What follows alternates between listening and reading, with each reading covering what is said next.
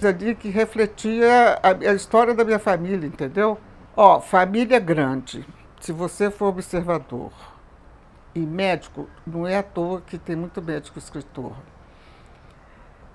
O médico tem muito contato. Eu que trabalhei sempre com saúde pública, nunca cobrei uma consulta.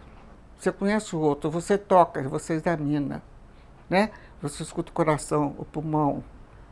Isso te dá uma proximidade, né, do outro. E depois mesmo a fala do paciente, e você fica perguntando coisas para saber. Então, médico tem muita história. 19 de março de 1945. 19 de março é dia de São José. É o final da enchente das Goiabas, é a enchente de São José. Pode ter feito uma seca danada, que era o veranico, mas dia de São José, com certeza. E geralmente, aquela chuva, aquela tempestade. Então, no meu aniversário, ninguém ia, porque era uma Mauatoró. Então, era só os priminhos que moravam bem pertinho, no Mauatoró. Mas depois, essa enchente das Goiabas e de São José, o Tom Jobim canta das chuvas de março, né?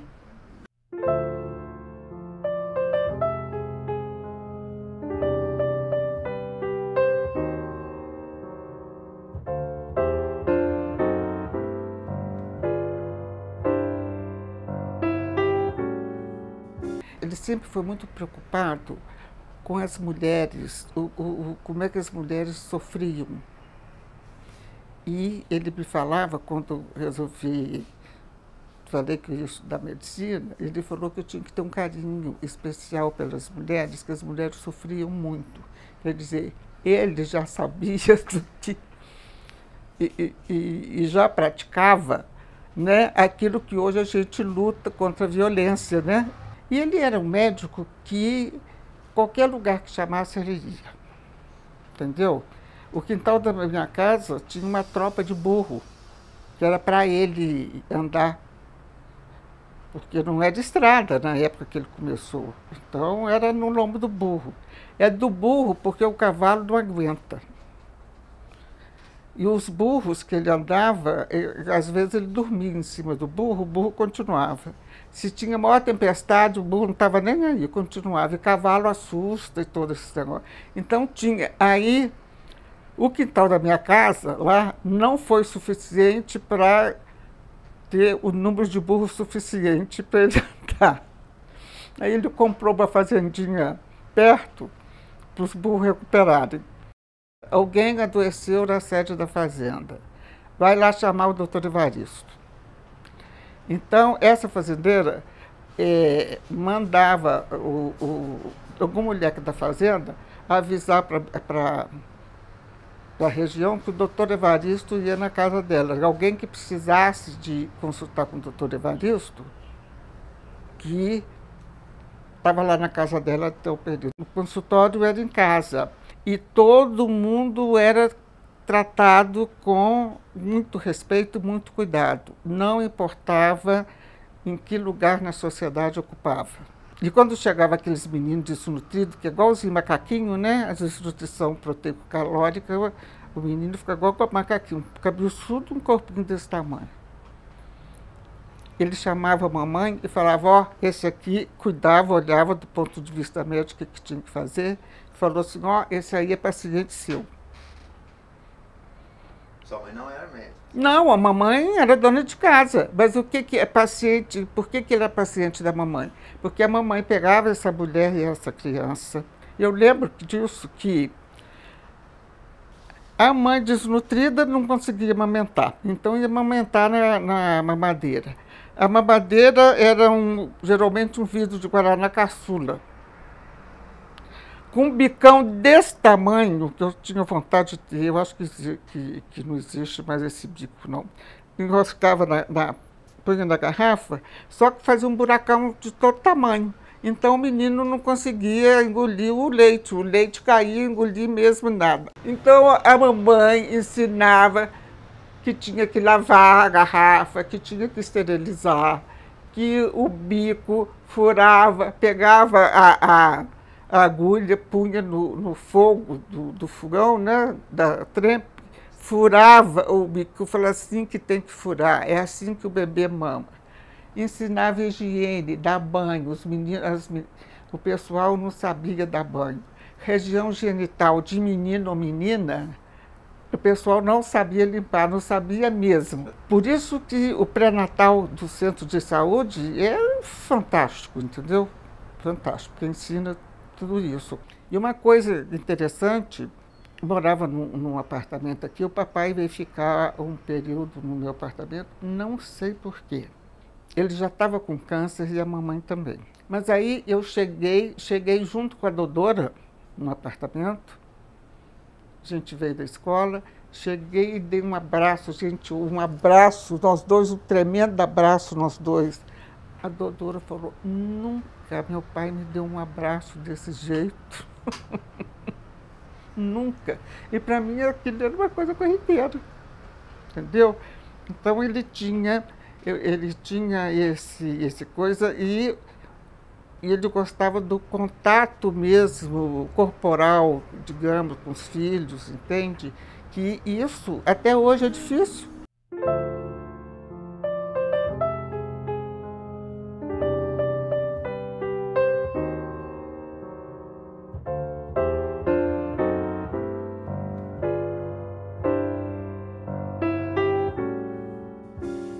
Logo em seguida eu entrei no pré-médico, né? Arrumaram uma pensão de gente conhecida ali na Avenida Afonso, na João Pinheiro.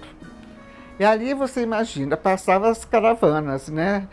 Das mulheres com terço e depois a multidão de apoio ao golpe.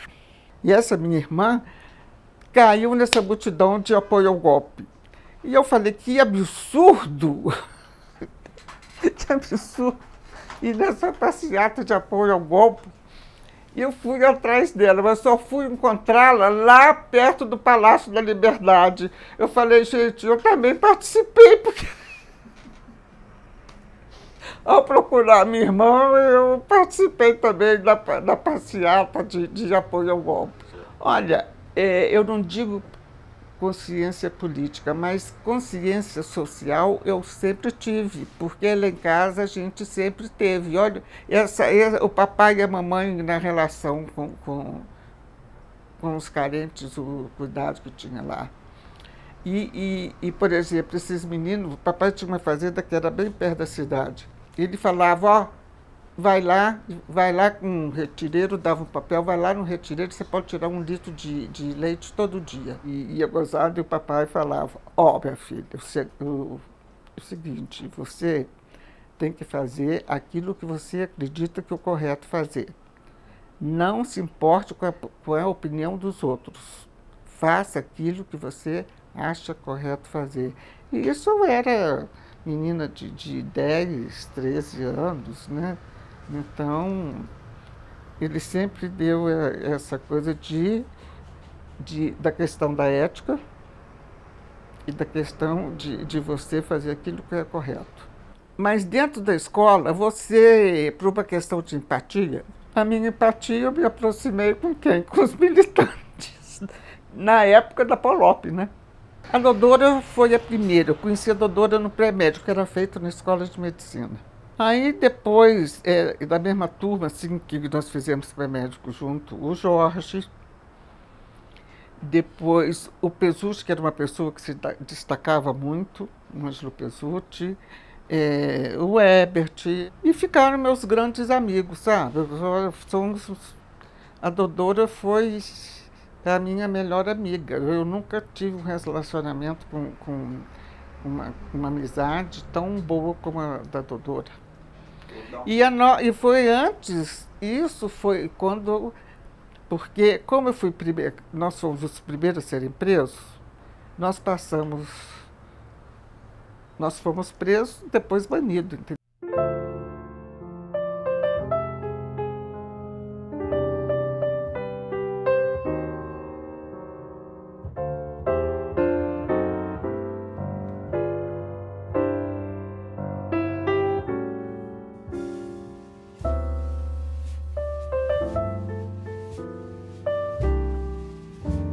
mas é claro que claro, eu sempre gostei de história. Falei, claro que eu quero fazer um curso de marxismo, sem dúvida. Aí juntou, nós éramos 4 pessoas. Ali também, o curso foi dado também ali no apartamento. Aquela sala ali, se falasse, ia falar muita coisa. Então, a doutora me chamou para fazer um curso de marxismo. Fantástico. Aí, dependendo do seu interesse, como você se portava no curso, você era chamado ou não. Aí, lá um belo dia, falou assim, Zezé, o Pesutti está querendo, está procurando, porque está querendo conversar com você. Eu falei, nossa, mas a coisa mais fácil é conversar comigo, porque é uma rotina que você tem na escola, né? O Ângelo falou que tinha uma maneira organizada de lutar contra aquilo tudo, e não sei o quê. O que é aquilo tudo? Contra a exploração, né? A exploração. É isso, que podia lutar contra isso e de criar uma sociedade mais justa. Na verdade, a mesma coisa que eu quero até hoje. Não mudou muito, não, porque aquilo que eu lutei, o que eu continuo querendo.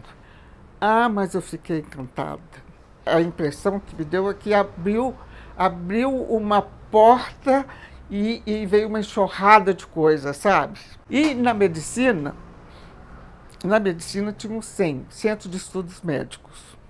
Ele já pré-existia, mas eu não ia, não fazia questão. Mas depois que eu participei da reunião, comecei de fato militar, que é a reunião... Ah, vai ter reunião do CEM. Quando eu chego na reunião do CEM, gente, só tinha militante nosso. Era uma maneira, porque o CEM era muito ativo. Então, era uma maneira de você expandir e influenciar, né?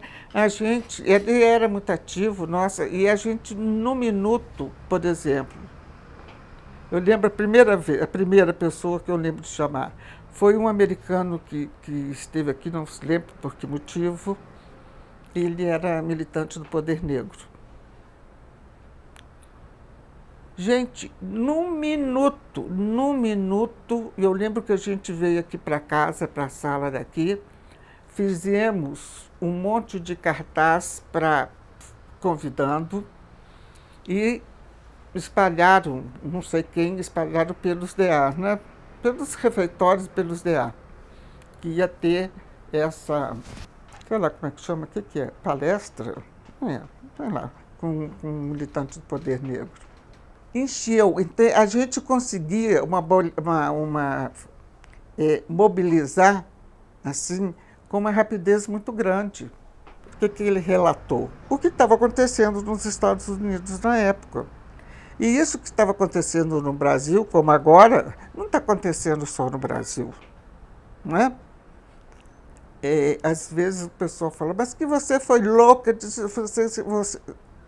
você tem que ver o contexto histórico que isso aconteceu. Teve a Primavera de Praga, a Primavera de Paris, o Poder Negro nos Estados Unidos. Gente, a Olimpíada do México, aqueles campeões que levaram porque o gesto era esse, né, de punho fechado. Aqueles superatletas que ganharam medalha, que levantaram, eles foram banidos, eles não competiram mais em nome dos Estados Unidos. Gente, tinha guerrilha e coisa na América Latina toda. Aqui sobreviveu mais tempo foi da Colômbia, né? Mas a América Latina toda tinha movimento.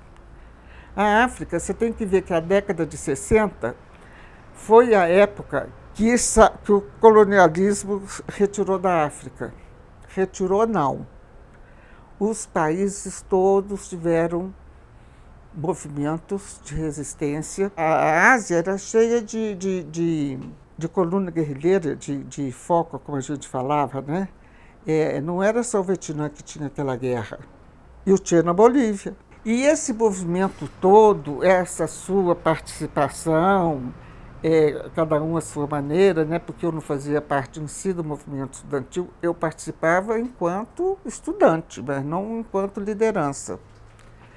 Essa e a coisa te dava um sentimento de pertencimento, sabe? Você fazia parte daquele movimento que estava acontecendo no mundo inteiro naquela época. A sensação de pertencimento, de que você está rodando a roda da história para frente, né?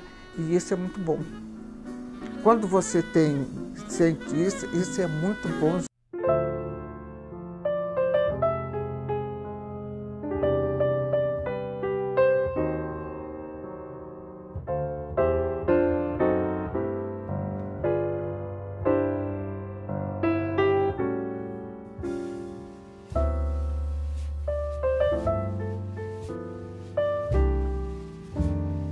Não.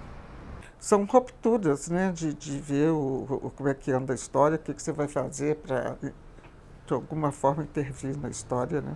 A questão da luta armada. O meu treinamento foi subir a Serra do Curral e dar uns tiros. Quase não tinha preparo físico, quase morri de insuficiência cardíaca. Gente, cheguei lá, quem disse que eu respirava, quem disse que o meu coração dava conta, o meu pulmão dava conta de respirar. O Colina foi dividido em comandos. Um comando armado, que eu participei, tinha o comando estudantil, que aí era a Dilma, o Jorge Batista, Atos. Tinha um comando, não lembro o nome do comando, que eles saíram pelo Brasil afora para estudar qual seria a melhor área de montar o foco guerrilheiro. Remetendo a teoria do Debré, né? E tinha um comando que eu acho que chamava de comando de inteligência, que era aquele comando que estudava maneiras de falsificar documentos. Por que o comando armado? A organização tinha que ter esse dinheiro que vinha de Moscou, nunca chegou para a gente, nem o dinheiro que vinha de Havana. Pelo menos que eu saiba. Tinha que ser financiado de alguma forma. Então, tinha que ser financiado de alguma forma. Mas não era só, não existia só a gente não falava assalto, a expropriação. Não tinha, tinha outros meios que tentavam conseguir. A Dodora Carmela e não sei quem, uma outra companheira, montaram uma boutique para ver se conseguiam arrecadar dinheiro com a boutique. E a gente fazia expropriação a banco quando o comando da organização falava que estava precisando de dinheiro, que ia ter que fazer alguma coisa e precisava de dinheiro. Aí que a gente estudava qual seria. Primeiro, nós levantamos todos os bancos de Belo Horizonte. A gente procurou cada um aonde ficava, qual era o fluxo de veículo, qual seria a rota de fuga. Operacionar um assalto a banco é uma coisa muito fácil. Você entra com uma metralhadora Thompson, que é um brutamonte. É a metralhadora que os gangues gostavam de usar em filme de gangues. Você pode ver aquelas metralhadoras que tinham um disco assim, 50 discos. Pesava de falar. Se eu tivesse dado um tiro na metralhadora, igual coisa, eu teria caído para trás junto com a metralhadora. Era muito pesado. Por exemplo, mas muito mais difícil era a gente conseguir o carro para fazer a ação. Era muito mais difícil. E a gente não aprendia, e ninguém aprendeu a puxar o carro, chamava puxar a gíria da época, não sei se continua com essa gíria ainda, a roubar o carro. Então, toda vez que a gente ia reunir para começar a escolher qual era o objetivo, etc e tal, vinha esse negócio do carro. Gente, alguém tem que aprender a puxar carro. Antes de tudo, de começar a fazer ação, eu participei. Nós saímos pela madrugada afora de Belo Horizonte para roubar placa de carro. É tanto que quando prenderam a gente, uma das coisas que fala é que tinha uma quantidade imensa de placa de carro. Porque a gente trocava as placas, né? Olha, a infraestrutura nossa, nós tínhamos muito idealismo e muita coragem, né? Nós éramos muito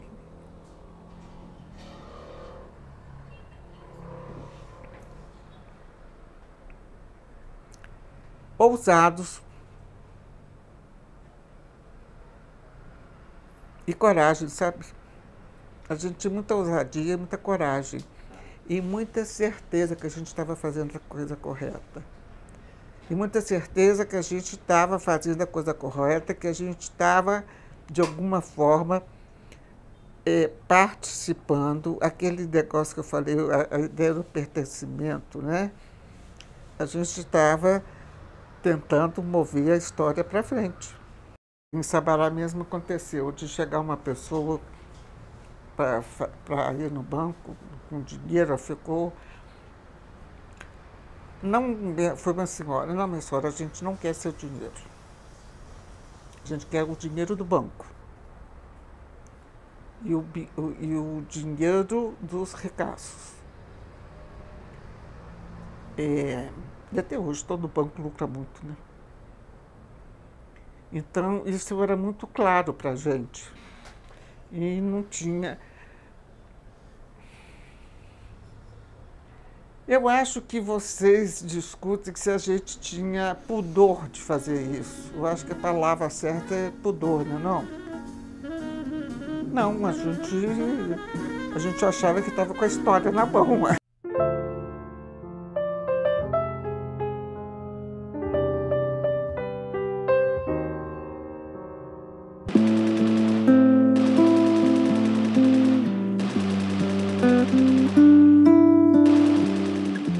Essa história de que eu era loura, de que eu estava de bota, um vestido verde esvoaçante, isso aí foi mais de um dia de interrogatório. Loura é fantasia. Primeiro era a loura dos assaltos e loura do Sabará. É uma fantasia. Não sei se essa fantasia partiu da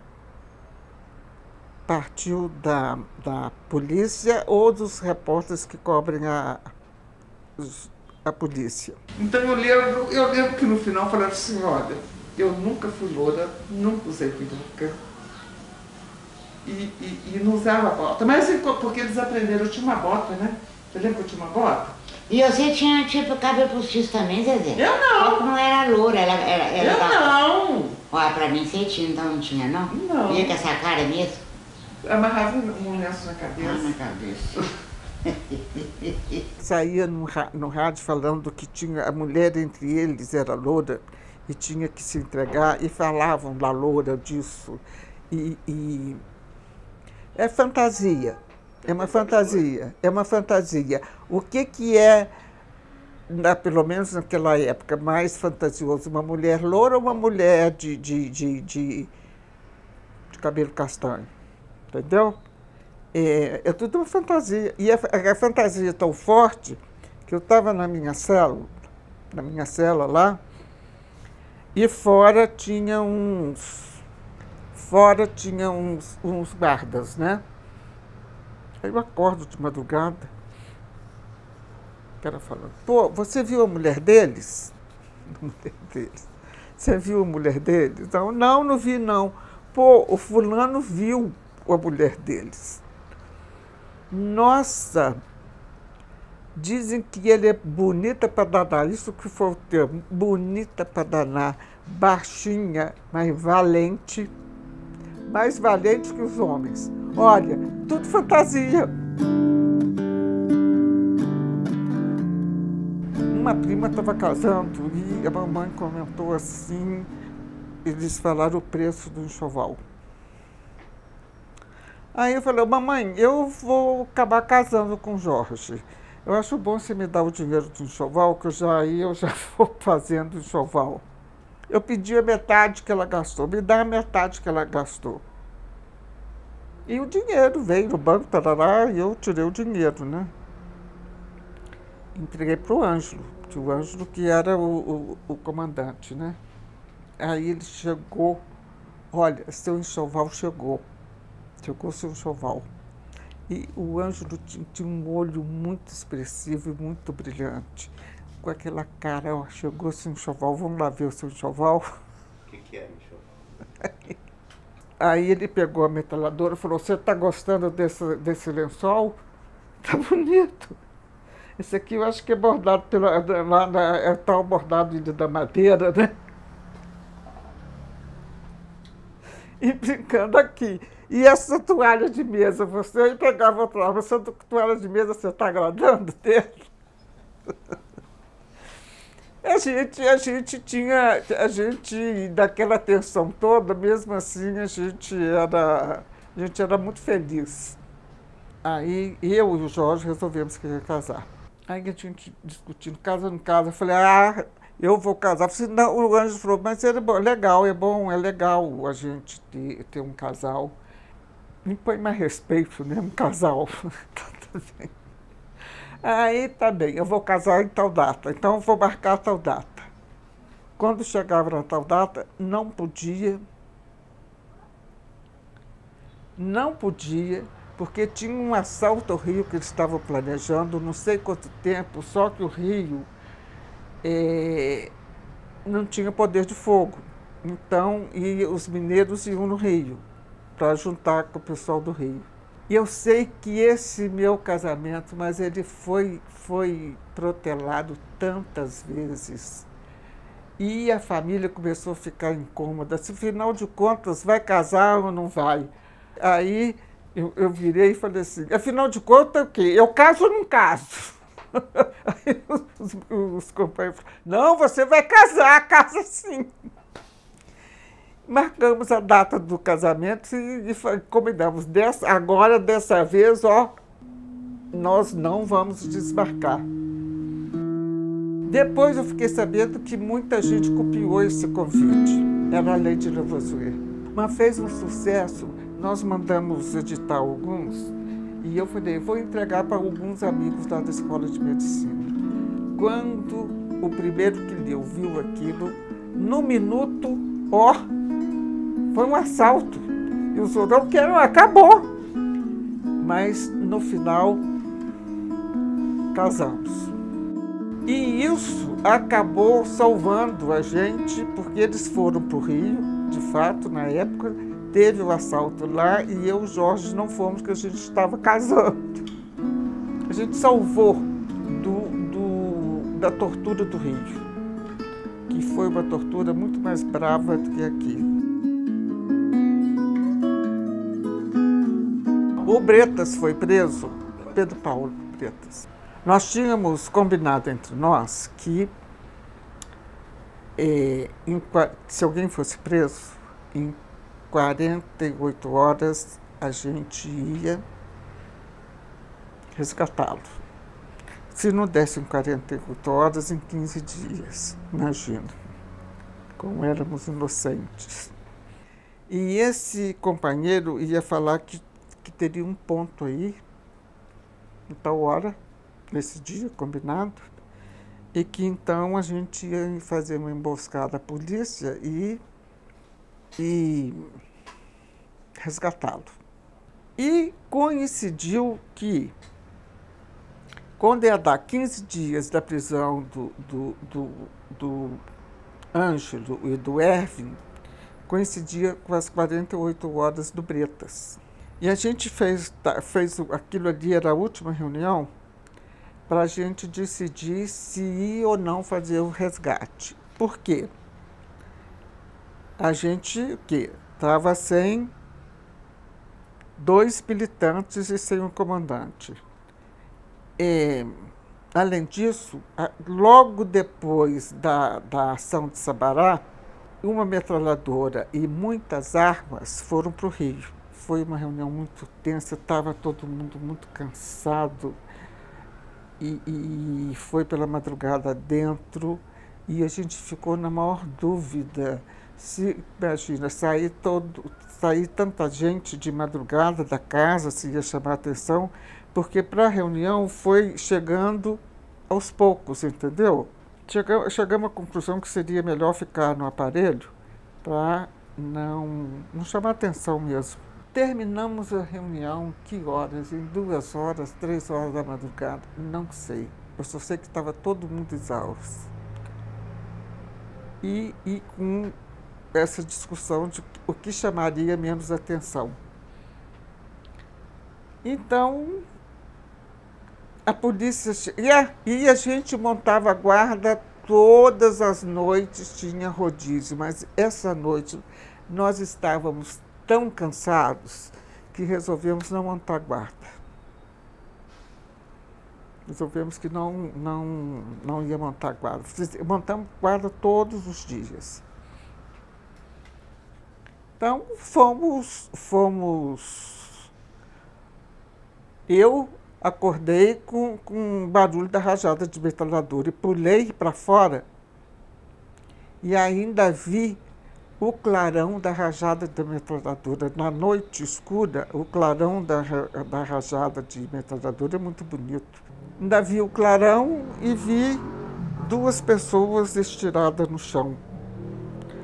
Eu achei até que era o Murilo. Mas voltei para o quarto para pegar a arma. Mas nisso já a ação durou muito pouco, né? Pegaram a gente e levaram atrás da casa, né? Tinha uma parede da casa, puseram a gente ali de costas, algemaram. Aí deram muito chute, e amarraram um arame em volta do pescoço. Pegaram o arame do varal e enrolaram em volta do pescoço. E teve um que falou: vou matar essa gente. Eu senti que ele armou a arma. Aí o Luiz Soares da Rocha falou: de jeito nenhum, vocês não vão matar esse pessoal de jeito nenhum. A gente precisa da informação deles. E aquele negócio, quando eu senti o cara engatilhando a arma, eu olhei, janeiro choveu. A gente estava encharcada de tanta chuva. E esse dia amanheceu sem chuva e eu olhei, estava um nascer do dia maravilhoso. O céu todo, mas estava lindo. Eu olhei aquilo e falei: meu Deus, tão nova, com tanta coisa para fazer na vida, eu vou morrer logo agora. O trem mais esquisito, eu não tive medo, não. Eu tive pesar de morrer tão cedo.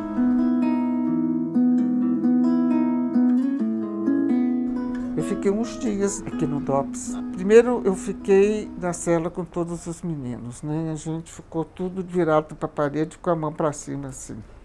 Aí eles me passaram para uma outra cela, que o Bretas estava nessa cela completamente destruído. Eu fiquei uns 2 dias lá, não troquei uma palavra com ele. E eu fiquei 5 meses presa na cela de castigo. O que é a cela de castigo? Ou a surda, também chamado surda.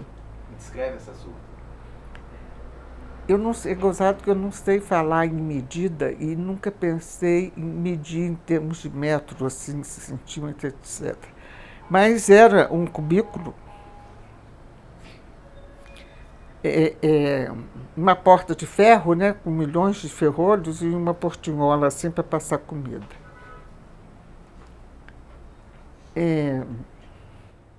Tinha um banco que era para você dormir, que seria uma cama. Só que esse banco, eu encostadinha na parede, ele dava aqui, ó. e a perna aqui até aqui. Então, a perna ficava praticamente dentro da privada, que era aquelas, chama privada turca, que é uma privada que é um buraco, que eu acho que prisão, esses lugares de banheiro público, tudo tinha que ter esse tipo de privada que é mais higiênico, entendeu? É questão de costume.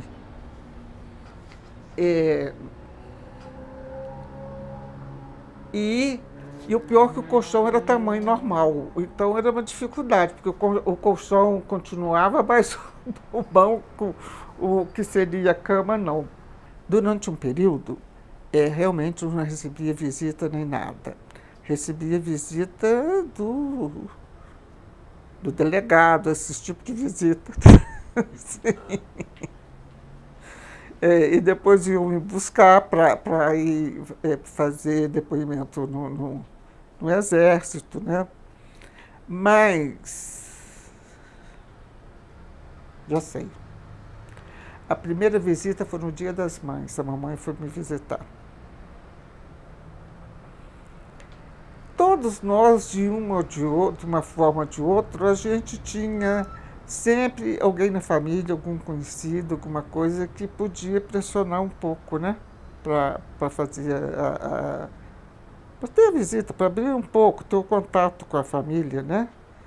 Porque então o primeiro foi no Dia das Mães, agora que eu estou lembrando, no Dia das Mães.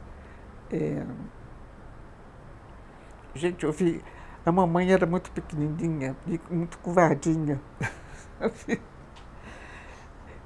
Gente, como eu fiquei com pena dela. O tempo de visita era 5 minutos. E tem mais. Tinha que ter assinatura do Coronel Medeiros. E Coronel Medeiros, mas pintava com esse pessoal. Eles ficavam horas esperando a decisão do Medeiros. Horas.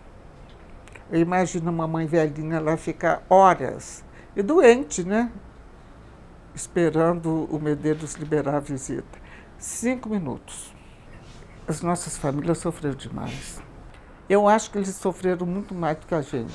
Eu ficava ali na cela de castigo, um espaço mínimo. Não reclamava de nada. Fazia ginástica todo dia. No frio, eu ficava cianótica até para cima do cotovelo, para cima do joelho, boca, tudo cianótica. Para mim era ótimo. Eu estava ali, isso significava para mim que eu não estava sendo nem torturada e nem interrogada. Não sei, eu consegui me organizar. Não entrei em desespero em nenhum momento. Durante o período da cadeia, eu não tive a mínima depressão. Fui ter depressão depois, depressão grave, muito grave. E até hoje eu faço tratamento com psiquiatra e tomo um bando de remédio.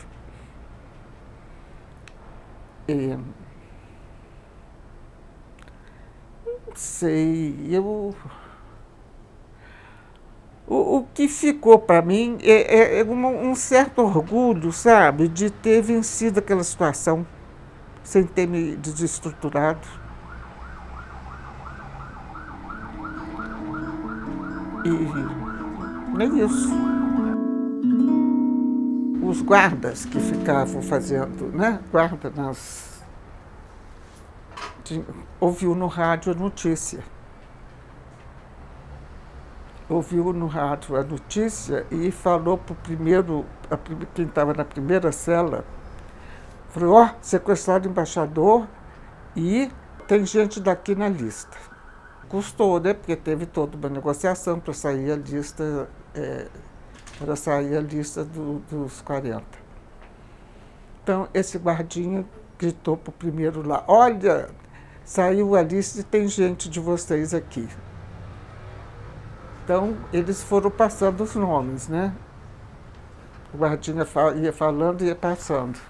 Aí eu acordei com eles gritando, arruma a mala, Maria José. Não, arruma a mala, Zezé, arruma a mala, Zezé. Eu estava com uma amigdalite que só 3 vezes na vida eu tive uma amigdalite tão violenta igual aquela. Eu não conseguia falar. Estava com febrão, tomando antibiótico, mas um febrão, e eu tentava falar para quem estava, a minha vizinha, que eu queria saber quem mais.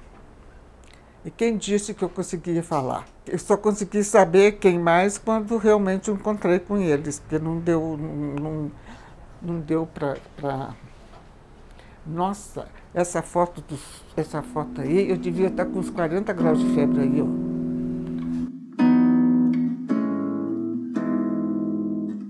Eu sou muito otimista. Senão eu não ia. Senão eu não ia dispor a fazer o que eu fiz. E, ao mesmo tempo, descobri que eu tenho duas qualidades, que é ser tolerante e ter respeito.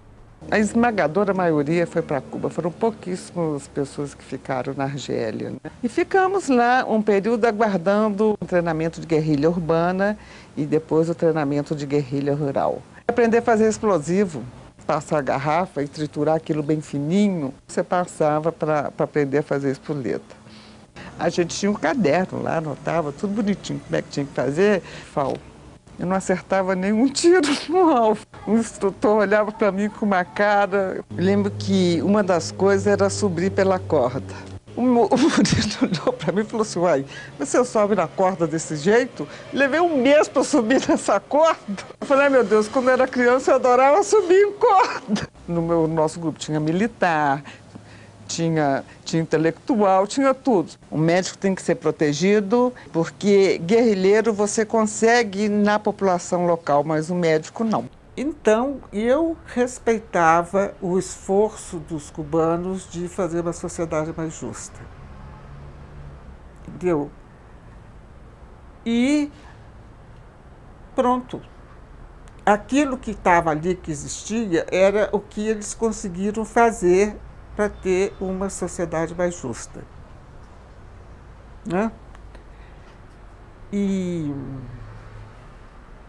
gente, nós fomos muito bem recebidos, com muito afeto,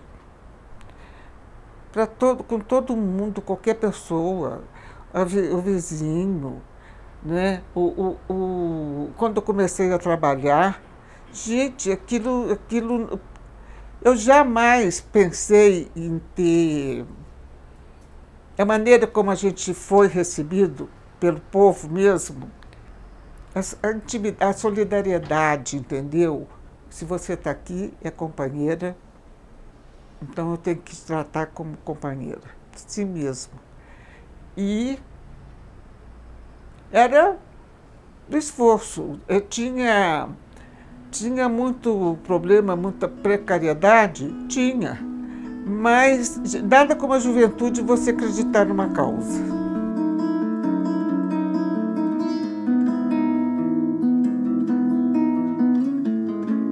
A gente acompanhou o movimento de anistia, porque a gente tinha um grupo que a gente recebia os jornais, lia, recortava tudo, fazia um arquivo e fazia uns relatórios periodicamente das notícias, de alguma forma dando uma interpretada das notícias para os cubanos, sabe? E esse grupo era clandestino, a gente fazia isso aí. Era um grupo clandestino dentro da esquerda, dentro dos companheiros lá. Então, a gente tinha notícia, né, acompanhava. Mas, na verdade, do jeito que o negócio estava caminhando, a gente achou que não ia ser a gente assim, os militantes da luta armada que tinha participado de alguma, digamos, de alguma ação armada.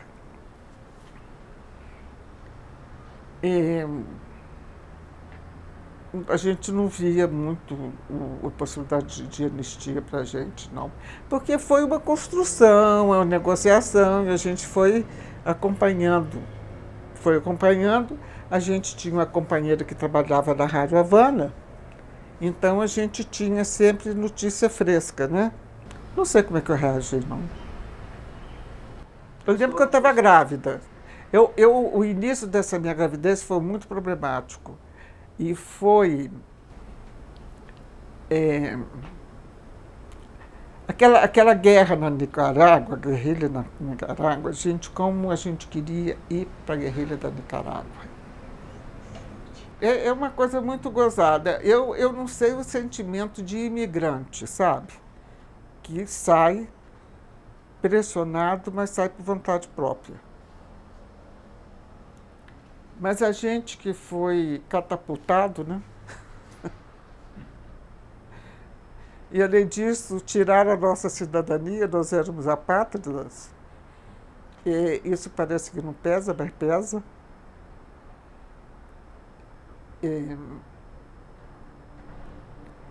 A anistia, o reconhecimento que você não é um bandido, mas é gozado, porque a gente está lá, está tudo muito bem tratado, muito afeto dos cubanos, muito companheirismo entre os companheiros, muita solidariedade. Eu não sei, foi uma coisa que foi acontecendo tão pouco a pouco, esse sentimento, mas a gente sempre tem um sentimento de voltar. Não fui só eu, não. Teve várias pessoas que foram ótimas militantes clandestinas quando puderam militar legalmente, não deram conta. E isso você tem razão. Eu transferi para o meu trabalho profissional, digamos assim.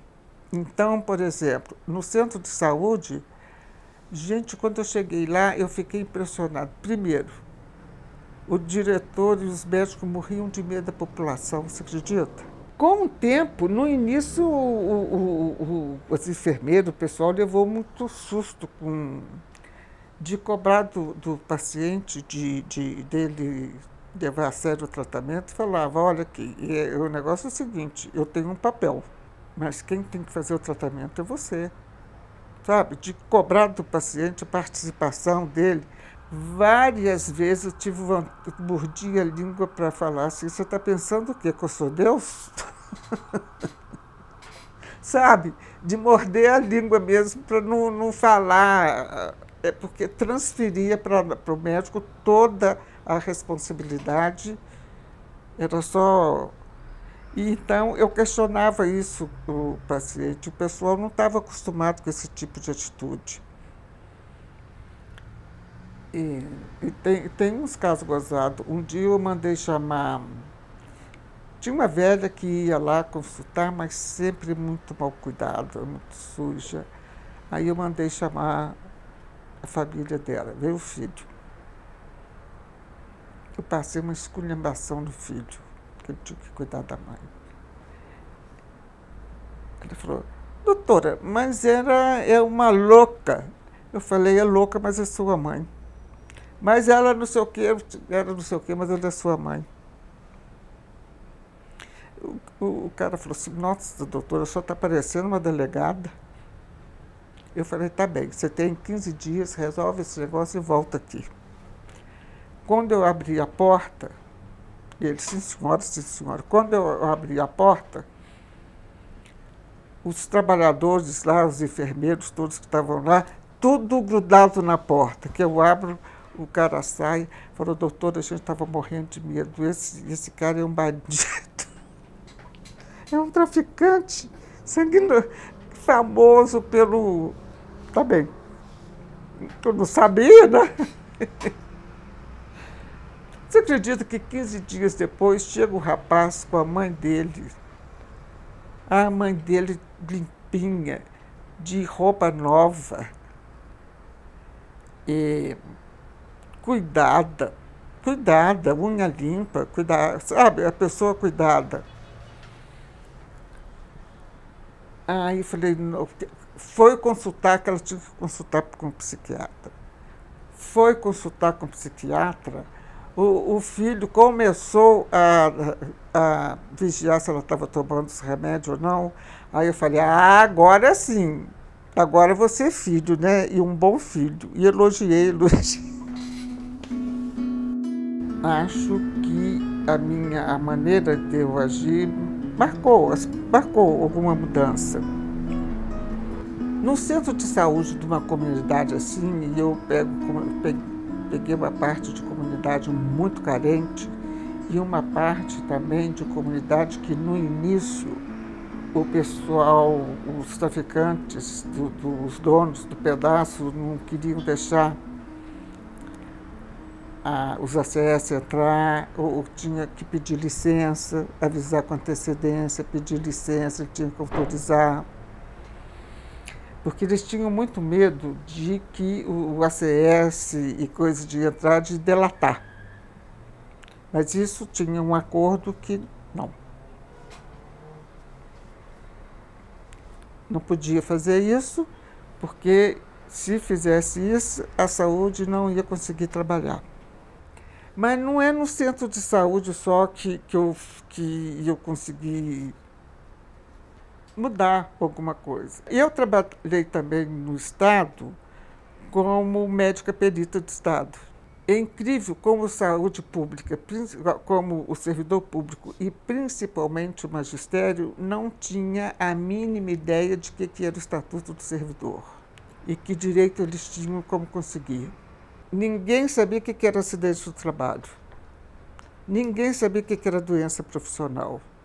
Aí eu fui superintendente, aí eu fui para o cargo máximo dentro do coisa. E eu consegui descentralizar o serviço. Ninguém acreditava que isso era possível. Aquele meu conhecimento de décadas, de muitos anos, eu fui colocando no papel, tá? Chamei uma servidora experiente e fui fazendo o fluxograma de tudo.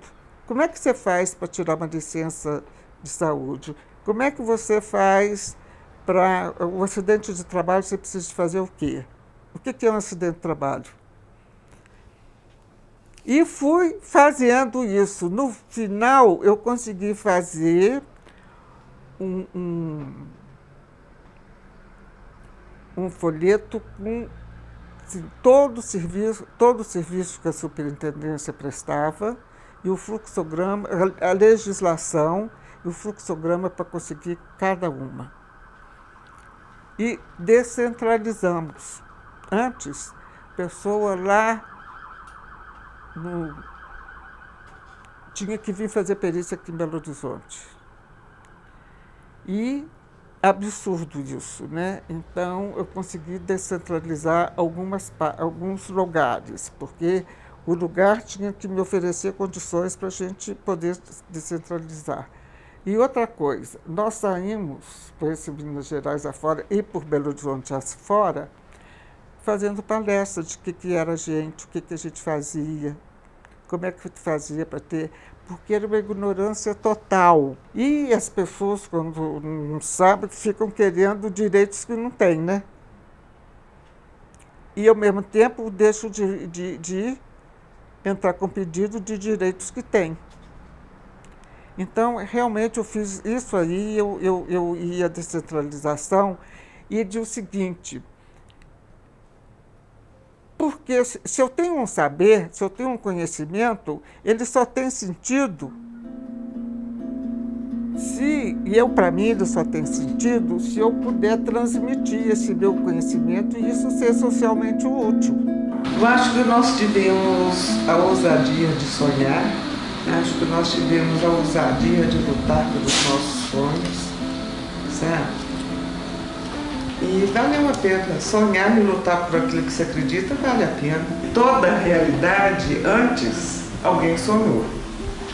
E alguém lutou para que esse sonho tornasse realidade.